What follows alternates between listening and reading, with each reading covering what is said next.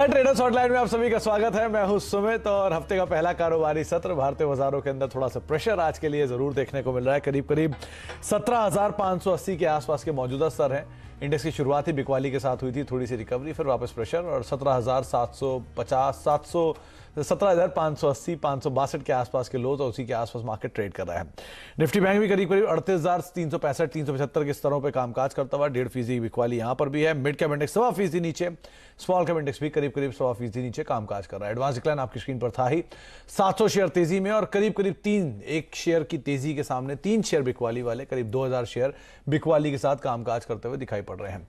मोरलेस market में जो बिकवाली है वो ब्रॉडर बेस्ड है और प्रेशर अक्रॉस द बोर्ड अभी देखने को मिल रहा है। सेकंड हाफ क्रूशियल रहेगा। बातचीत करने के लिए हमारे साथ सर्वेंद्र मौजूद है, जिनसे हम बातचीत करेंगे आपके सवालों को लेकर, साथ ही साथ मार्केट्स में उनका रुख रवैया भी समझेंगे। और आपकी स्क्रीन पर वो नंबर है जहां पर आप इस कार्यक्रम का हिस्सा बन सकते हैं। 7045220000 ये व्हाट्सएप नंबर है जिस पर आप अपना सवाल भेज सकते हैं और साथ साथ 2 सोशल मीडिया के प्लेटफॉर्म्स के जरिए भी, यानी कि आस्क आवाज कैश और आस्क आवाज FNO, ये हैशटैग्स को यूज करके आप ट्विटर या बाकी सोशल मीडिया प्लेटफॉर्म पर भी हमारे साथ जुड़ सकते हैं। सर्वेंद्र नमस्कार, स्वागत है कार्यक्रम में। सबसे पहले तो मार्केट्स में आज थोड़ा प्रेशर और 17,800 17,700 के नीचे या 600 के नीचे इंडेक्स अभी ट्रेड कर रहा है। क्या करना चाहिए निफ्टी में?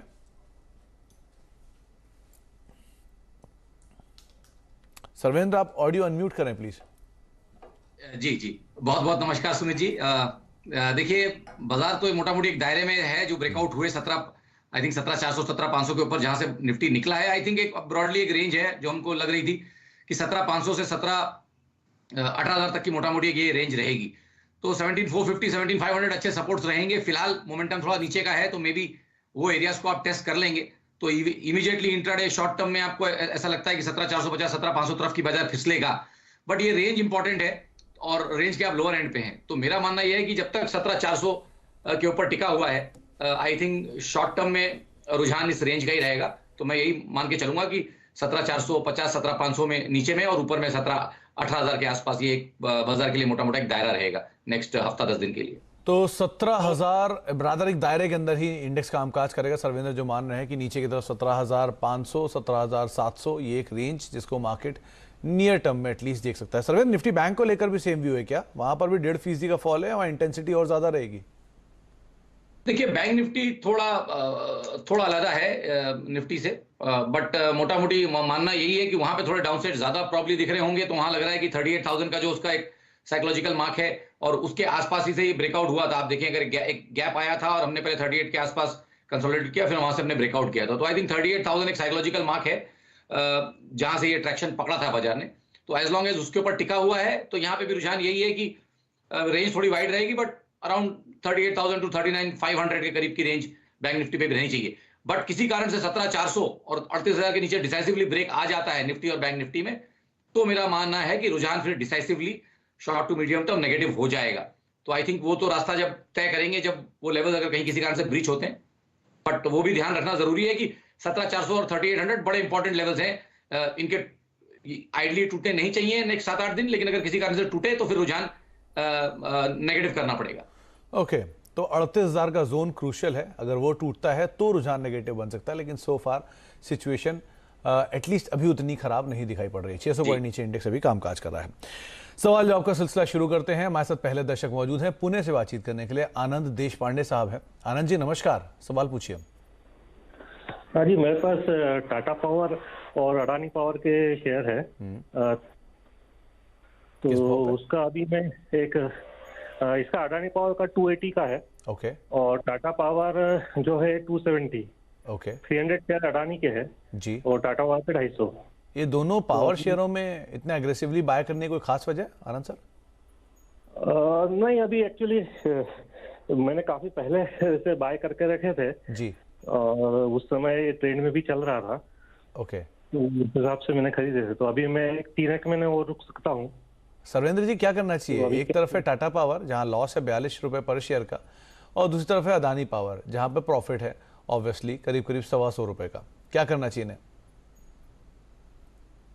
देखिए, पहले टाटा पावर लेता हूं। यहाँ पे तो क्लियरली अब दिख रहा है कि 235 240 के आसपास बहुत सारा सप्लाई है। अब अगर इनका थोड़ा सा भी ट्रेडिंग का बेंट ऑफ माइंड है तो trade with in a trade जो हम बोलते हैं, यहाँ पे डिलीवरीज छोड़ सकते हैं मेरे हिसाब से 242 के स्टॉप लॉस से। और छोड़नी खाली इसी मंशा से है कि तकरीबन 200-205 के एरिया में वापस उसको बायबैक कर लेना है। तो इस ट्रेड में इनकी कॉस्टिंग थोड़ी कम हो जाएगी, इनको एक तकरीबन 25 रुपए कमाने को, 25 से 27 रुपए इनको कमाने को मिल जाएगा। तो आई थिंक ये इनके लिए राय रहेगी कि 242 के स्टॉप लॉस से, क्लोजिंग बेसिस स्टॉप लॉस से एक बार डिलीवरी छोड़ दें और कोशिश करें कि नीचे 200-205 के आसपास उसको बायबैक कर पाए। ये तो रही टाटा पावर की स्ट्रैटेजी। और जहां तक रही Adani power, I think clearly stock trend में है, अप ट्रेंड में है, शॉर्ट टर्म मीडियम टर्म कहीं पे भी रिवर्सल्स के कोई बहुत मेजर साइंस तो नहीं दिख रहे हैं। तो आई थिंक ट्रेड में बने रहें, ट्रेलिंग स्टॉप लॉस लगा के रखें। और थोड़ा स्टॉक ज्यादा चल गया, ओवरबॉट है, तो ट्रेलिंग स्टॉप लॉस थोड़ा वाइड रखना पड़ेगा। मेरे हिसाब से वो लेवल्स आएंगे तकरीबन 384 के आसपास। तो 384 के आसपास एक ट्रेलिंग स्टॉप लॉस बना के रखें और मेरे हिसाब से ट्रेड में बने रहे, एक 7 दिन 10 दिन और दे दें तो डेफिनेटली ऊपर में थोड़ी और कमाई हो सकती है। अच्छा, तो आप अदानी पावर में बने रहें, 380-384 के आसपास का स्टॉप लॉस रखें। और टाटा पावर के लिए राय यही कि यहाँ आप थोड़ा सा निकल जाएं, नीचे के जोन से मिले आप दोबारा खरीदारी वहाँ पर करें 200 रुपये की रेंज में, ताकि आपके जो हायर लेवल की कॉस्ट है और 25 रुपये गेन है वो वहाँ पर आपको मिल जाए। आर.के. नायक साहब हमारे साथ मौजूद हैं ओडिशा से बातचीत करने के लिए। नायक साहब नमस्कार, सवाल पूछिए। नमस्कार नमस्कार नमस्कार। मेरा पास 4500 ऑयल इंडिया है जी। ये विंडफॉल टैक्स जब लागू हुआ उसके बाद में खरीद लिया 205 के आसपास में, वो शेयर तो कभी भी 200 ऊपर में नहीं जा रहा है, क्या करूं साहब? अभी आप वैसे इसमें समय क्या दे सकते हैं नायक साहब? समय में मैंने 1-2 साल दे सकता हूँ। 1-2 साल दे सकते हैं, ओके। सर्वेंद्र, ये विंडफॉल टैक्स की खबर जब आई थी तो पूरे ही ऑयल एंड गैस स्पेस पे इम्पैक्ट था, ओएनजीसी पर, ऑयल इंडिया पर, तमाम रिफाइनिंग कंपनीज के ऊपर भी। लेकिन वहाँ से ये रिकवर नहीं हो पाए दोनों के दोनों स्टॉक्स, और साथ साथ वो क्रूड की फॉल भी हो गई, क्रूड के दामों में भी गिरावट आ गई, तो उसका भी एक इम्पैक्ट रहा। तो क्या करना चाहिए? ऑयल इंडिया में इनकी खरीदारी 200 रुपये के ऊपर की है, 185 रुपये आ गया, करीब 20-22 रुपये पर शेयर घाटा हो रहा है। अभी क्या करना चाहिए ना? देखिए, स्टॉक तो अब ये जो डेवलपमेंट्स हैं ये थोड़े इस सेक्टर में लगे ही रहते हैं, क्योंकि गवर्नमेंट क्या सोचती है और कब क्या करती है ये थोड़ा कहना मुश्किल हो जाता है। बट थॉट यही है कि अब ट्रेड में आ गए हैं, ट्रेड में मेरे हिसाब से बने रहे हैं। एक कंसोलिडेशन रेंज चल रही है अराउंड 175 से लेके 200 तक का जो इसका कंसोलिडेशन रेंज था, मुझे लगता है कि इसी रेंज में मोटा मोटी रहेगा, बहुत ज्यादा डाउनसाइड इमीडिएटली आने वाले नहीं है।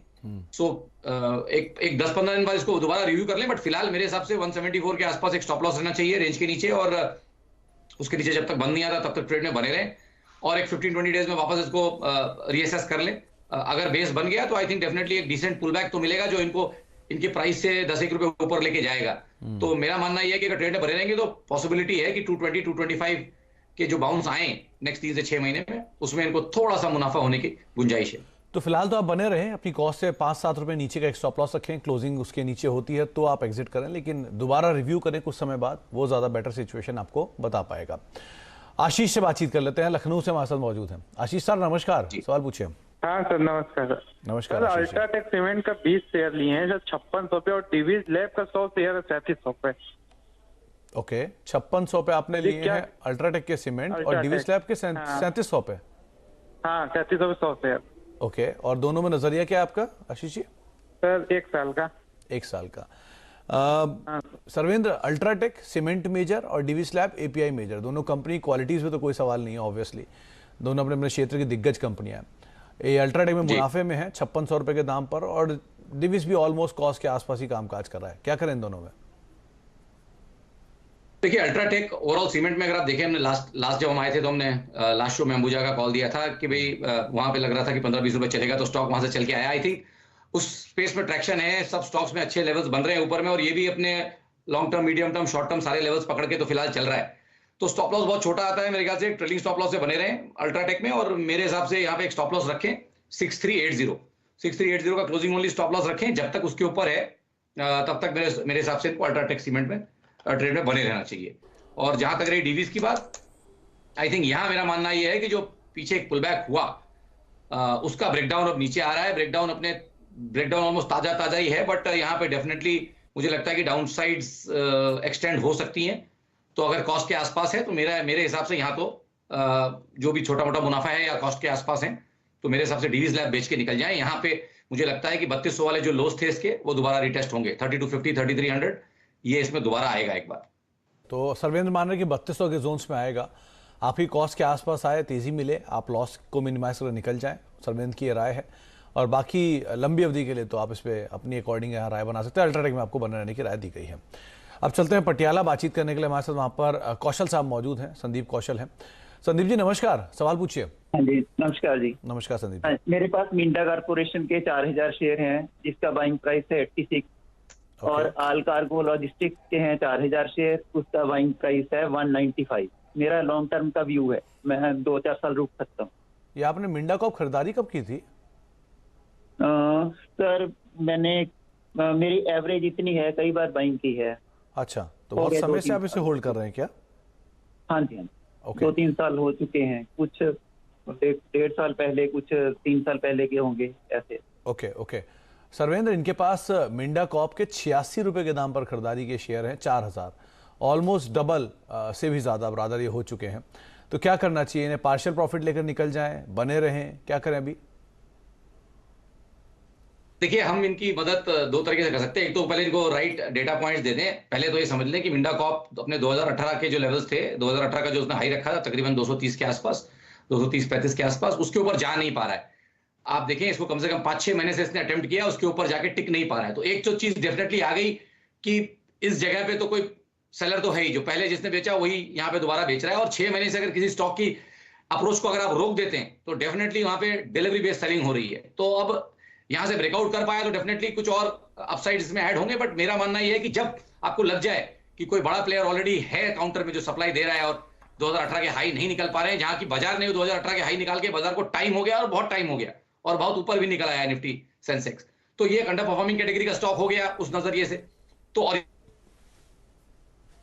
जी चलिए, सर्वेंद्र से संपर्क टूट गया है, लेकिन उनसे हम दोबारा बातचीत करने की कोशिश करेंगे। सो फार जो सर्वेंद्र कह रहे हैं वो यही कि मार्केट्स में सप्लाईज तो आ रही हैं मिंडा कॉप में हायर लेवल्स पे, तो फिर भी ये शेयर 1.5% नीचे है और आपकी कॉस्ट क्योंकि ऑलरेडी ऊपर है, तो शायद थोड़ा बहुत प्रॉफिट आप लेकर निकल सकते हैं। उनसे आगे हम संपर्क साधेंगे तो दोबारा मिंडा कॉप के ऊपर एक बार राय लेंगे। लौटते हैं मार्केट्स के ऊपर। करीब करीब 17,560 यानी कि नए डे लो के आसपास बाजार अभी कामकाज करता हुआ दिखाई पड़ रहा है। करीब 17,551 ये दिन का निचला स्तर हिट किया और अभी अभी उसके आसपास ही ट्रेड करता हुआ दिखाई पड़ रहा है। Majorly mid cap small cap में सेलिंग प्रिवेल कर रही है और बढ़ भी रही है। इनफैक्ट मिड कैप इंडेक्स अब 1.5% नीचे आ चुका है, 400 की गिरावट यहाँ पर भी है और स्मॉल कैप इंडेक्स में भी करीब करीब अब 1.25% के आसपास की बिकवाली है। ये भी डे लो के आसपास ट्रेड कर रहा है। 9330 का लो है और 9338 के आसपास ये भी कामकाज कर रहा है। तो ब्रॉडर बेस्ड एडवांस डिक्लाइन के नंबर्स उसमें डिक्लाइन की तादाद थोड़ी और बढ़ते हुए दिखाई पड़ेगी। जो ऑलरेडी 2000 के ऊपर थी वो अब शायद 2100 के जोन्स की तरफ कहीं जाते हुए दिखाई पड़ेंगी। मेजर नेगेटिवली कंट्रीब्यूशन है आज बैंक्स एंड फाइनेंशियल्स का, जिसमें ICICI bank, HDFC bank, Kotak Mahindra bank और एचडीएफसी, ये 4 नामों को अगर आप खाली मिला लेंगे तो ये मिला के करीब करीब 80 से 90 अंकों का नेगेटिव कंट्रीब्यूशन यही 4 दे रहे हैं। सामने आपको दिखाई पड़ेगा पूरा एफएमसीजी स्पेस, जहां पे आईटीसी 3 साल के नए हाइस पर, इनफैक्ट साल के निचले स्तरों पर तो आपको ट्रेड करता हुआ दिखाई पड़ेगा ही। दूसरी तरफ आपको दिखाई पड़ेगा एचयूएल जो कि 4-5 अंकों का कंट्रीब्यूशन दे रहा है। ब्रिटानिया करीब करीब 2 अंकों का पॉजिटिव कंट्रीब्यूशन यहाँ पर है। एडवांस डिक्लाइन 748 2020 ये रेशियो भी चल रहा है। सर्वेंद्र, अपनी बात पूरी कर सकते हैं मिंडा कॉप को लेकर। जी, तो मिंडा कॉप पे मैं यही बोल रहा था कि ये स्टॉक अपने 2018 के हाइस के आसपास अटक गया है। लास्ट 5-6 महीने से सप्लाई है और अंडर परफॉर्मिंग कैटेगरी का स्टॉक हो गया क्योंकि मार्केट तो 2018 के हाइस से बहुत आगे निकल आया है। तो आई थिंक मेरा मानना यह है कि आधा मुनाफा बांध ले, आधे शेयर इनके फ्री हो जाएंगे। तो मिंडा कॉप को लेकर आपको राय रख दी गई है, आप उसके अकॉर्डिंग संदीप जी यहाँ पर पोजीशंस देख सकते हैं। वडोदरा चलते हैं। बातचीत करने के लिए हमारे साथ आर.के. बालानी साहब मौजूद हैं। बालानी साहब नमस्कार, सवाल पूछिए। नमस्कार। नमस्कार। मेरा सवाल ये है, संवर्धन मदरसन के 20,000 शेयर है मेरे पास, एवरेज 137 का है। तो अभी इसमें से पहले ही खरीदारी, डीमर्जर के बाद की? नहीं, एक्चुअली मेरे पास ईसॉप थे तो ESOP is converted into shares. अच्छा, तो इस तरह से मेरे तो पास आपके पास ओरिजिनल ईसॉप पड़े हुए हैं? Yes yes. तो बालानी साहब ये 1970s में कहीं लिस्ट हुआ था, तब के आपके पास ईसॉप है?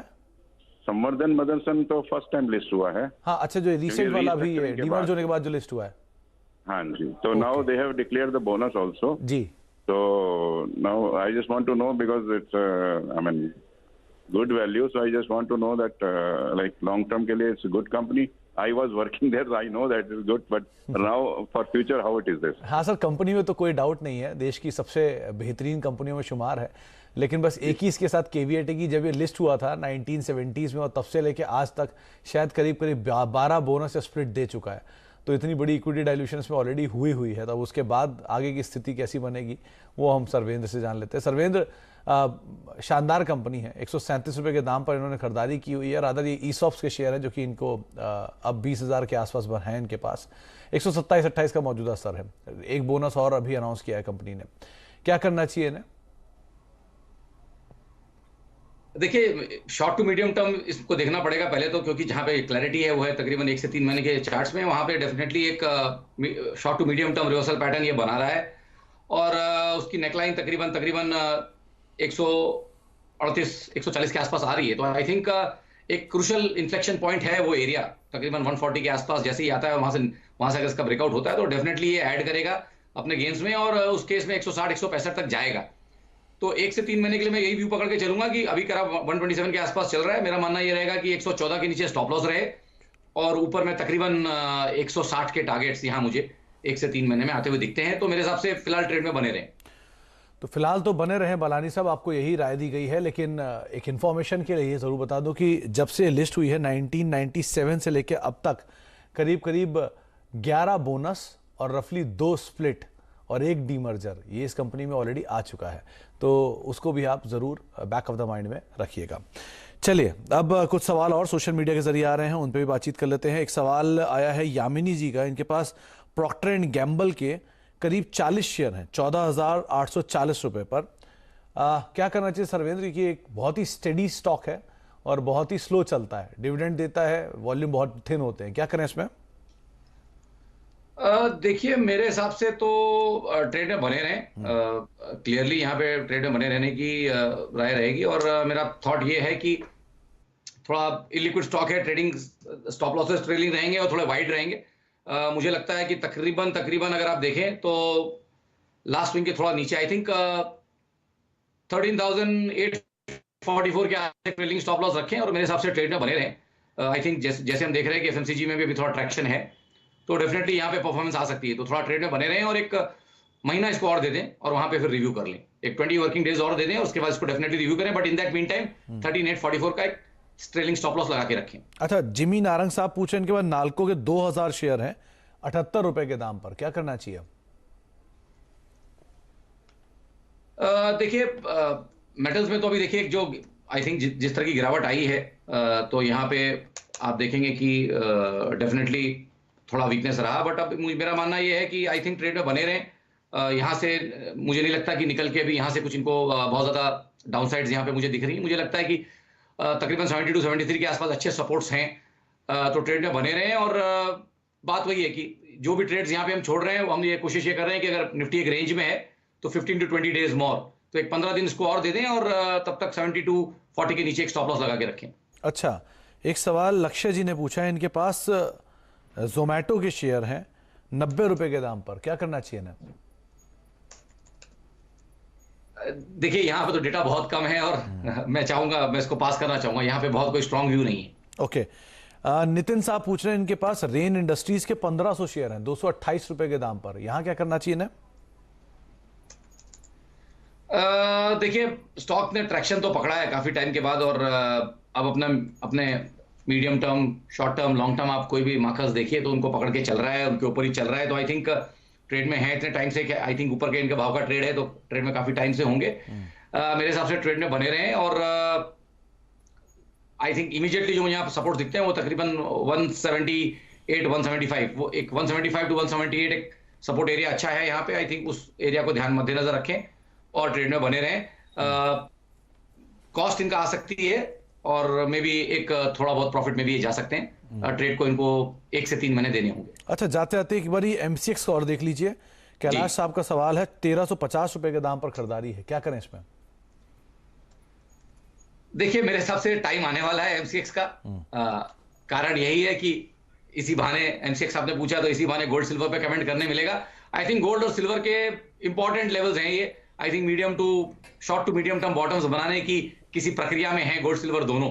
तो may be over the next 15-20 days जैसे हमने बोला बाजार के साथ कहीं इनके बाजार कहीं जब स्ट्रगल कर रहा हो उस समय इनके बेसिस बन जाए और गोल्ड सिल्वर में अब एक अच्छा अट्रैक्शन आएगा तो एमसीएक्स का धंधा बढ़ेगा। मेरा मानना है कि सिल्वर और गोल्ड जो उसके दो बड़े स्तंभ हैं, इन दोनों की ट्रेडिंग वॉल्यूम्स बढ़ेंगे, क्योंकि जब बाजार में कमाने के और मौके नहीं मिलेंगे तो सबको गोल्ड सिल्वर की तरफ जाना पड़ेगा। तो गोल्ड सिल्वर के दिन आ रहे हैं। नेक्स्ट 2 से 3 साल मेरे हिसाब से गोल्ड सिल्वर में अच्छे वॉल्यूम्स, अच्छे अट्रैक्शन, अच्छा प्राइस एक्शन और अच्छा मूवमेंट अपसाइड में होगा, तो एमसीएक्स को फायदे मिलेंगे। थोड़ा लॉन्ग टर्म कॉल है गोल्ड के ऊपर, गोल्ड और सिल्वर को लेके, इसलिए एमसीएक्स में मैं दायरा यही रखूंगा कि 12 से 18 महीने का अगर व्यू है तो ट्रेड में बने रहें। एमसीएक्स के अच्छे दिन आने वाले हैं जी, तो एमसीएक्स के अच्छे दिन आने वाले हैं जी, मानना है सर्वेंद्र का। बहुत बहुत शुक्रिया सर्वेंद्र, हमारे साथ मौजूद रहने के लिए, बाजार पर अपनी राय रखने के लिए, सभी दर्शकों के सवालों के फटाफट जवाब देने के लिए, हमसे बातचीत करने के लिए बहुत बहुत शुक्रिया सर। अच्छा, अब बात करते हैं मनी कंट्रोल प्रो के आकर्षक ऑफर के बारे में, जहां पर मनी कंट्रोल प्रो अगस्त में फाइनेंशियल आजादी का उत्सव मना रहा है और